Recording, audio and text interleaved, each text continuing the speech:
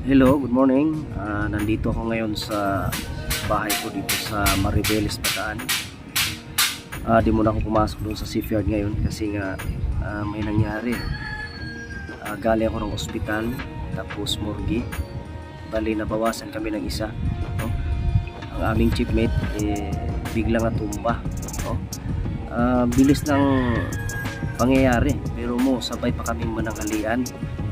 Tapos nag-usap-usap kami. Tapos pagtalikod ko lang, sigawan yung mga kasama kasi natumba siya. Tapos yun, tawag na ako ng masasakyan papuntang ospital.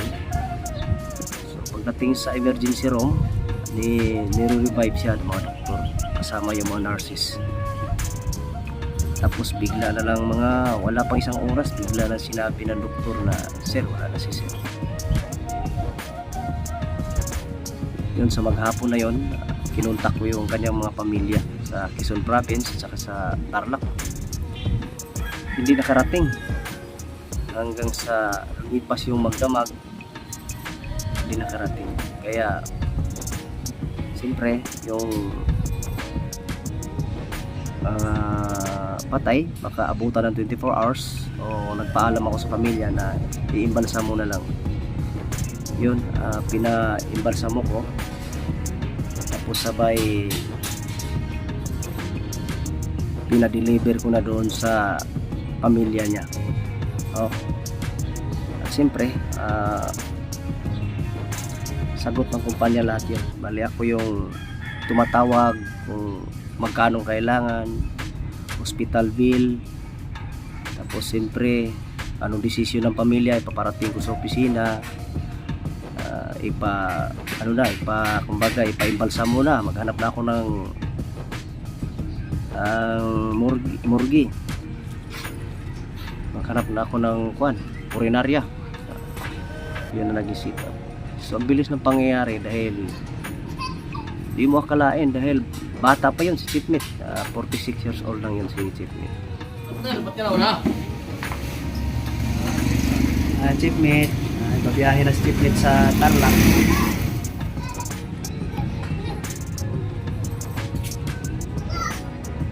Ganun lang kaiksi yung buhay.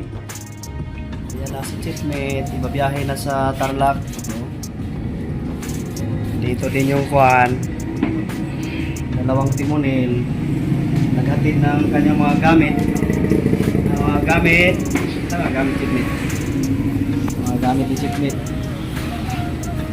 lahat ng gamit na sa barko dinala ng dalawa ng timonel. Tapos habang naggagayak yung mga magdadala, tagay itong dalawang timonel. Tapos chipmate di man ito umiinom. Ang ginagawa nito pagka nagtagay-tagay yung trupa, kakain man lang ito. Chip, bye-bye Chip, bye-bye. Wala man tayong pinagsamahan, wala man tayong pinagsaluhan na panis na pagkain.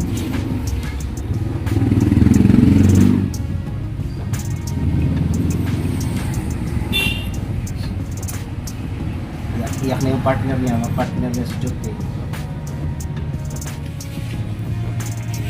Boy, wala tayong magawa, boy. Pero salamat sa kumpanya namin, at least sinagot naman lahat. Regarding doon sa mga additional benefits, sila na mag-uusap. Basta nagawa ko na yung aking tungkulin bilang kasama. Sinamahan ko sa ospital, so hindi pinalad, bumigay. Yun, paalam sa pamilya, ipaimbalsa mo na lang. So yun, nakauwi siya sa kanyang pamilya. Mga gamit niya, tinawagan ko na lang yung mga kasamahan ko sa barko na yung mga gamit niya on board dalhin na lang doon sa purinarya at masama na doon sa patay kabao, pauwi doon sa lugar kung nasaan yung pamilya niya naghahantay.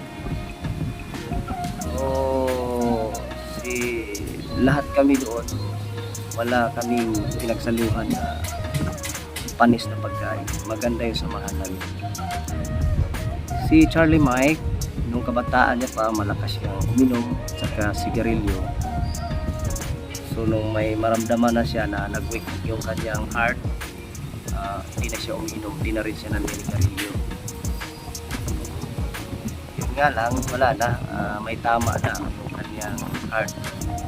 Yun siguro, yun ang maging dahilan ng kanyang madali ang pagkawala. So, condolence na lang sa pamilya.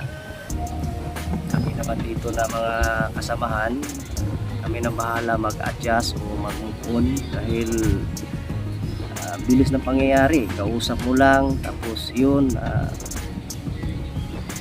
i-revive ng mga kasamahan hanggang sa dinala sa ospital, hanggang sa binawian.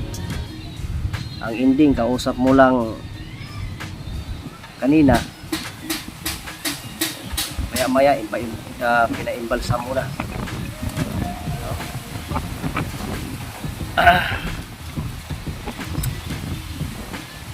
Ganun talaga ang buhay siguro.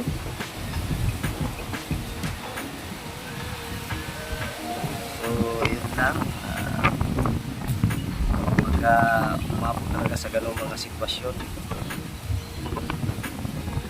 may iwasan na nakakalungkot. Pero at least nagawa naman natin ang lahat bilang isang kasamahan na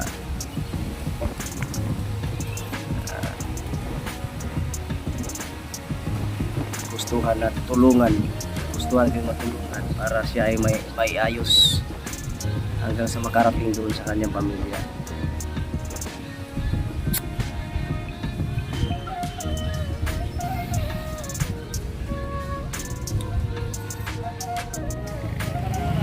Salamat sa magandang samahan. Wala naman tayong pinagsaluhan na panis na pagkain.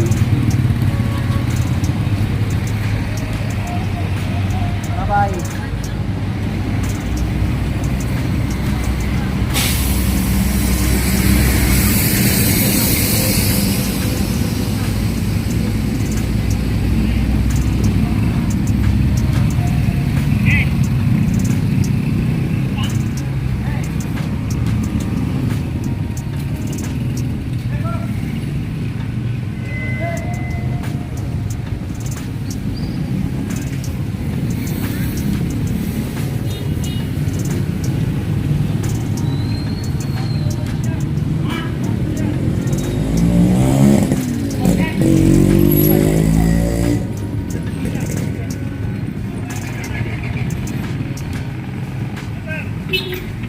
Tingnan sir.